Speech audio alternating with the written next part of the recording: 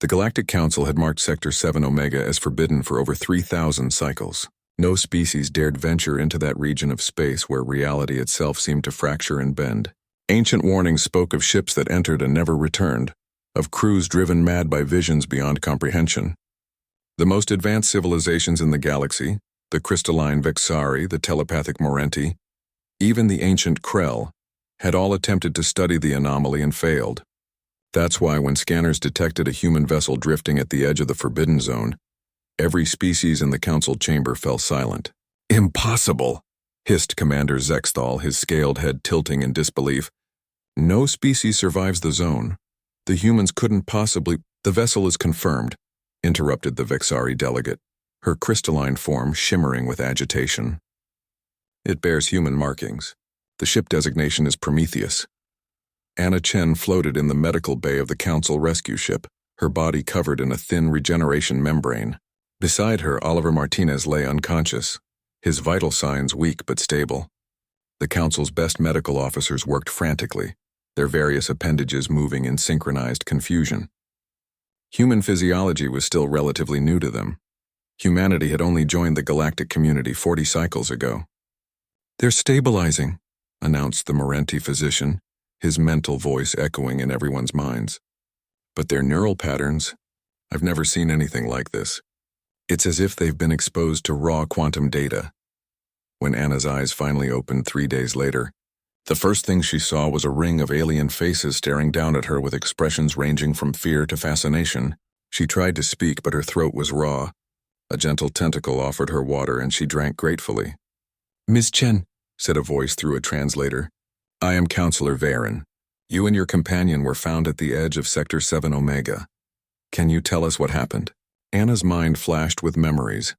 The mission briefing, Oliver's excitement about being chosen for deep space exploration, the moment their ship's AI detected the anomaly. Against all protocols, against all warnings, they had decided to investigate. "We went in," Anna whispered, her voice growing stronger, "into the Forbidden Zone." The room erupted in shocked gasps and chittering sounds. Several delegates backed away involuntarily. "That's impossible," Zexthal declared.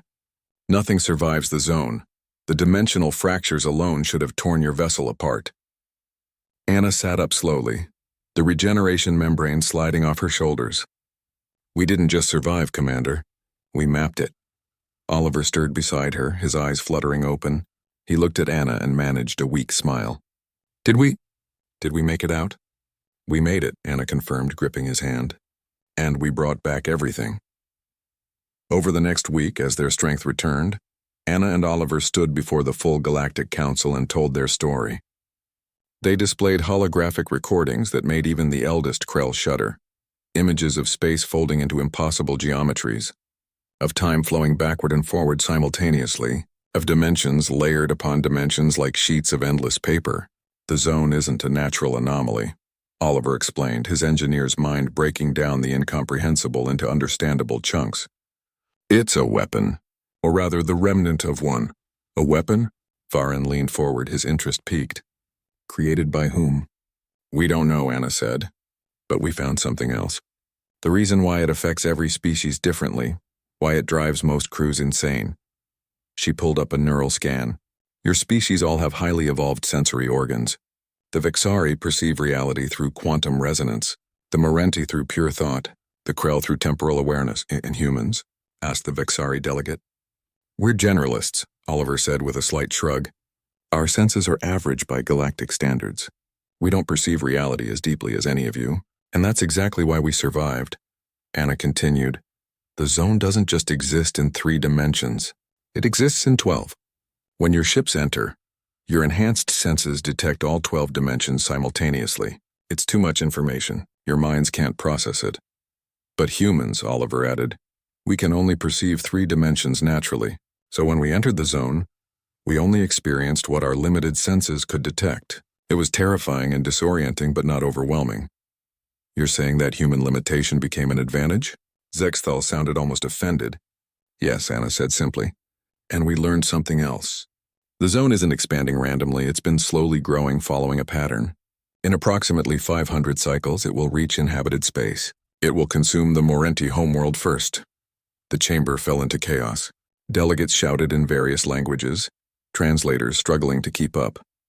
The Morenti delegation stood frozen, their mental voices silent with horror. Varen's voice cut through the noise. "If what you say is true, can anything be done?" Oliver stepped forward, pulling up technical specifications. "We think so. While we were in the zone, our ship's AI, enhanced with human intuition protocols, identified the weapon's power source. It's still active, buried at the zone's center. If we can reach it, we can shut it down. No species can survive long enough to reach the center," the Vexari delegate said. "Even you barely made it out from the edge." Anna and Oliver exchanged glances. "That's why we need to go back," Anna said. "With better equipment, better preparation, and the data we've already gathered, we can make it." "You're volunteering to return?" Sexthal asked, incredulous. "To certain death?" "To save billions of lives," Oliver corrected. "Isn't that what we do? Isn't that what the Council stands for?" The vote took 3 days. In the end, the Council approved the mission, the first joint human-led operation in Galactic history.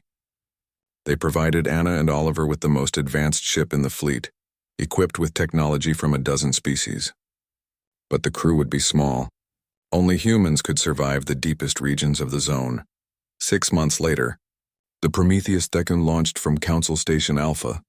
Anna sat in the captain's chair, Oliver beside her at the engineering console.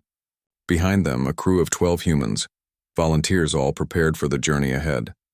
As they approached the Forbidden Zone, Anna thought about humanity's place in the galaxy. They weren't the strongest, the smartest, or the most advanced. But they had something unique, the ability to face the incomprehensible and push forward anyway.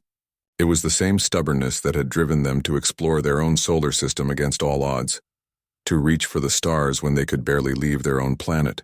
"Entering the zone in 10 seconds, Oliver announced. "Ready?" Anna smiled, her hand hovering over the controls. "We're human. We're always ready." The Prometheus 2 crossed the boundary and reality twisted around them. But this time they knew what to expect. This time they had a mission. And this time the galaxy was watching.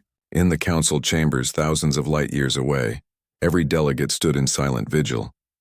The Vexari, the Morenti, the Krell, and dozens of other species, all united in hope, watching the telemetry from that small human ship diving into hell itself. And for the first time in galactic history, they began to understand what made humanity special. It wasn't strength or intelligence or advanced senses.